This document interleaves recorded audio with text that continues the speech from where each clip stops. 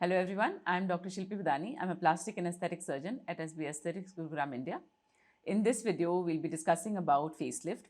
हमने पहले भी फेसलिफ्ट पे वीडियो बनाया है और इसका एक प्रोसीजर वीडियो हमारे चैनल पे है जिसमें कि आपको इसकी प्रोसीजर की डिटेल्स मिल सकती हैं। अगर आप वो वीडियो देखना चाहते हैं तो आप उसका जो लिंक है वो डिस्क्रिप्शन बॉक्स में पा सकते हैं। हम इसमें कुछ ऐसे डिस्कशन करने वाले हैं जिससे कि आपको ये पता चले कि आखिर फेसलिफ्ट से क्या क्या अचीव हो सकता है। बहुत बार लोग हमारे पास ये सवाल के साथ आते हैं कि क्या राइट एज है फेसलिफ्ट करवाने की। तो इसका कोई ऐसा एज लिमिट ऐसी नहीं है। हमने बहुत यंग पेशेंट्स में भी किया है, बहुत ओल्ड पेशेंट्स में भी किया है। इसकी इंडिकेशन राइट होनी चाहिए। जैसे कि बहुत यंग पेशेंट्स में क्या होता है, जब उन्होंने मैसिव वेट लॉस किया होता है, फॉर एग्जांपल 20-30 केजीज बहुत शॉर्ट ड्यूरेशन में कम किया होता है, या फिर मान लीजिए कि जेनेटिकली उनके जो कोलेजन का कंटेंट है वो कम है और उनको लगता है कि उनके एज के हिसाब से फेस उनको ज़्यादा सैगी दिख रहा है, तो भी हम फेसलिफ्ट कर सकते हैं। ऑफ कोर्स एजिंग का प्रोसेस जैसे जैसे बढ़ता है और जो मिडिल एजड जो लोग हैं वो डेफिनेटली इन सर्जरीज़ के लिए ज़्यादा आते हैं और ओल्डर लोग भी आते हैं, लेकिन ऐसे कोई कोई फिक्स एज नहीं है इसकी कि हाँ आप अभी करवा सकते हो और अभी नहीं करवा सकते। तो ऑब्वियसली अगर इंडिकेशन राइट हो तो हम ये सर्जरी कर सकते हैं। अब हम अगर प्रॉब्लम स्टेटमेंट्स को देखें और हम अगर इस फ़ोटो से समझना चाहें, इसमें आप देख सकते हैं कि अगर जो जो प्रॉब्लम स्टेटमेंट्स हैं, for example let's say that we want to discuss the jaw line. तो आप देख सकते हैं इसमें जो जॉ लाइन डेफिनेशन है वो डेफिनेटली थोड़ी ब्लंट है। तो यहाँ पे कोई शार्प जॉ लाइन नहीं है।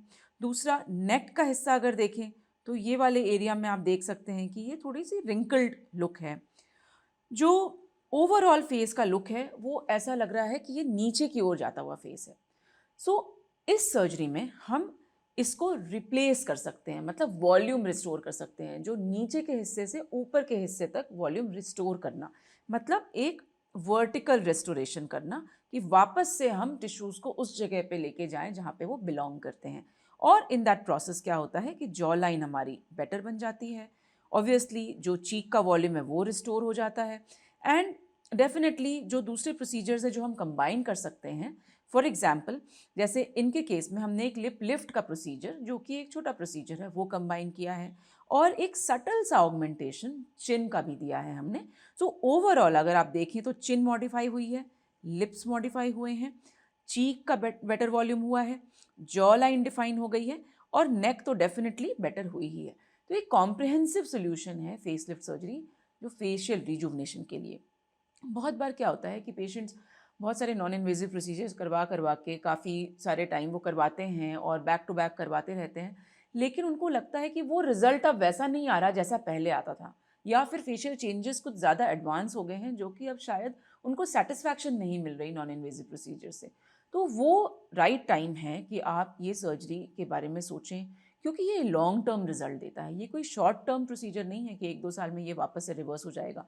हाँ, इसमें ज़रूरी है कि आप बहुत ज़्यादा लेट्स से कि आपने सर्जरी करवाई और उसके बाद एकदम से आपने 15 किलो या 20 किलो कम कर लिया, तो वो वेट फ्लक्चुएशन डेफिनेटली अफेक्ट कर सकता है इसको। लेकिन एज सच अगर आपका एक स्टेबल लाइफस्टाइल है, स्टेबल रूटीन है, स्टेबल वेट है, तो ये जो रिजल्ट है ये आपको almost sometimes up to 10 years भी लास्ट करता है। सो डेफिनेटली उसकी वैल्यू है। सर्जिकल प्रोसीजर ज़रूर है और बहुत लोग ये सोचते हैं कि अच्छा सर्जिकल प्रोसीजर है, हम देखते हैं हम शायद प्रिपेयर्ड नहीं हैं इसके लिए, लेकिन बस एक डिसीजन की बात है। और ऑब्वियसली आपको समझना है कि हम कैसे इस प्रोसीजर को करते हैं और क्या क्या रिस्क कॉम्प्लिकेशंस, ये मैं एक अलग वीडियो में कवर करूँगी। इसमें हम बात कर रहे हैं कि क्या क्या चेंजेस हम अचीव कर सकते हैं। अब जैसे इनको आप देखेंगे, इनका नेक का हिस्सा जो इनकी मेन प्रॉब्लम थी, और जब हमने फेसलिफ्ट किया तो आप देखिए इनका जो रेस्टोरेशन है नेक का वो बहुत ही ब्यूटीफुली अचीव हुआ है। जो जॉ लाइन है इसमें बिल्कुल ब्लंट है और एक स्क्वेरिश लुक है फेस का।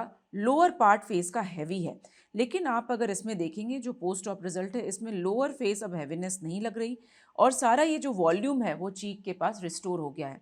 इसमें डेफिनेटली हमने बकल फैट रिड्यूस किया है और चिन ऑगमेंटेशन इसमें नहीं हुआ है, लेकिन जो जॉ लाइन है उसकी डेफिनेशन ज़रूर फेसलिफ्ट और नेकलिफ्ट सर्जरी से बेटर हो गई है।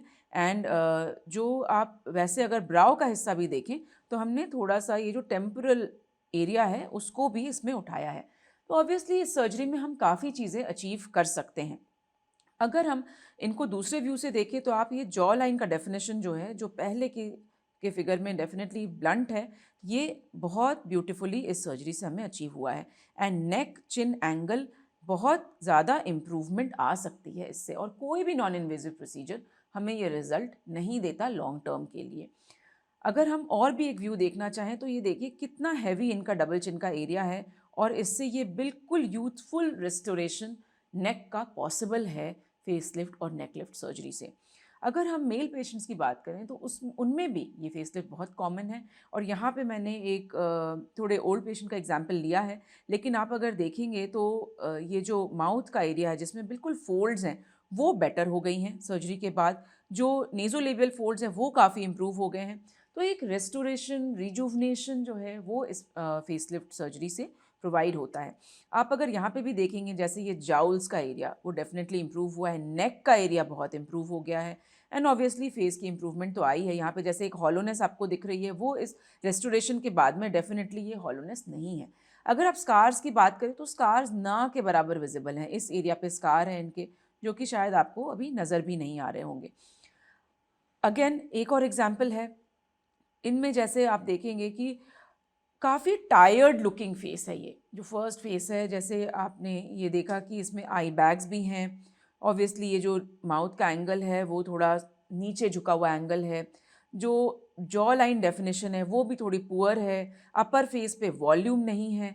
तो मल्टीपल प्रॉब्लम्स का एक कॉम्प्रिहेंसिव सोल्यूशन है face and neck lift surgery. इसके साथ हम डेफिनेटली दूसरी सर्जरीज कंबाइन कर सकते हैं, जिसमें कि लोअर ब्लेफरोप्लास्टी जैसे कि इन पेशेंट में हुआ है, या फिर लिप लिफ्ट जैसा कि मैंने और भी एक पेशेंट में दिखाया, चिन इम्प्लांट, बकल फैट रिडक्शन।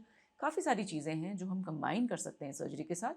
हो सकता है कि आपको एक सेकेंड छोटा कोई प्रोसीजर करवाना पड़े। अगर बहुत सारे प्रोसीजर्स हैं करने के लिए तो maybe we divided into 2, लेकिन जो रिजुवनेशन इस सर्जरी से मिलता है वो डेफिनेटली गोल्ड स्टैंडर्ड होता है, और उसी से सारे दूसरे प्रोसीजर्स हम कंपेयर करते हैं। अगर इनको हम दूसरे भी व्यू में देखेंगे तो आप देखेंगे कि नेक का जो एरिया है या फिर जो जॉ लाइन का एरिया, ये देखिए एक राउंडिश है, और यहाँ पे आप देखेंगे कि ये डेफिनेटली एक स्ट्रेट जॉ लाइन है। जो सर्वाइकोमेंटल एंगल कहते हैं, जो नेक का ये जो एंगल है, जो एजिंग के साथ में ज़्यादा दिखाई देने लगता है। डबल चिन का एरिया बहुत लोगों को परेशान करता है, तो नेक लिफ्ट उसका एक बहुत अच्छा सोल्यूशन है। और हम आइसोलेटेड नेक लिफ्ट भी कर सकते हैं, ज़रूरी नहीं है कि फेस को करना ज़रूरी है। कभी कभी अगर इंडिकेशन राइट हो तो हम सिर्फ नेक का एरिया भी ट्रीट कर सकते हैं। स्कार्स जो इसमें होते हैं, ये आप देखिए इसके अंदर ऐसे छिपे हुए होते हैं, नहीं पता चलते, और बाकी जो है वो इस एरिया में है, वो भी आपको नियरली नहीं के बराबर पता चलने वाले स्कार्स होते हैं। अगर हम दूसरे भी साइड से देखेंगे तो ये लगभग अराउंड 4 वीक्स पुराना रिजल्ट है। तो ये आप देखेंगे कि यहाँ पे बिल्कुल ये हिडन एरिया है, यहाँ पे बिल्कुल नहीं नज़र आता ये स्कार। थोड़ी रेडनेस ज़रूर है, लेकिन ये धीरे धीरे टाइम के साथ में कम हो जाती है, और बाकी का हिस्सा जो है वो ऐसे कान के पीछे जाके और हेयर में ऐसे छिप जाता है। तो ऑब्वियसली जो फेस लिफ्ट और नेक लिफ्ट सर्जरी है, क्यों इसको गोल्ड स्टैंडर्ड मानते हैं? क्योंकि ये जो रिज़ल्ट है ये एक बेंचमार्क होता है एंटी एजिंग में। जब भी हम फिलर्स करते हैं या कोई भी थ्रेड लिफ्ट करते हैं या किसी भी तरीके से नॉन इन्वेजिव, फॉर एग्जांपल या तो रेडियो फ्रीक्वेंसी या अल्ट्रासाउंड टेक्नोलॉजी से हम अगर टाइटनिंग अचीव करने की कोशिश कर रहे हैं, तो हम हमेशा जो रिज़ल्ट है वो एक सर्जिकल रिजल्ट से कंपेयर करते हैं। और अगर हम नॉन इन्वेजिव प्रोसीजर करवाना चाहते हैं तो हम डेफिनेटली उसके हिसाब से अपने एक्सपेक्टेशन को टोन डाउन करते हैं कि सर्जिकल रिजल्ट अचीव करना शायद मुश्किल हो। तो अगर आपके फेस लिफ्ट से रिलेटेड कोई क्वेरीज़ हैं तो आप ज़रूर मुझे वो लिखें, और कमेंट सेक्शन में आप अपने सवाल डालें, मैं ज़रूर उनका जवाब दूंगी। और thank you for taking part in our live sessions. I really like interacting with all of you and I wish to continue doing so. Thank you so much for watching this video. Do subscribe to the channel and do subscribe to our other channel also, which is by the name of SB Trichology. उस पे हम hair transplant और hair से related content post करते हैं. Thank you and keep the notification bell icon on so that you get the updates for the new video. Thank you.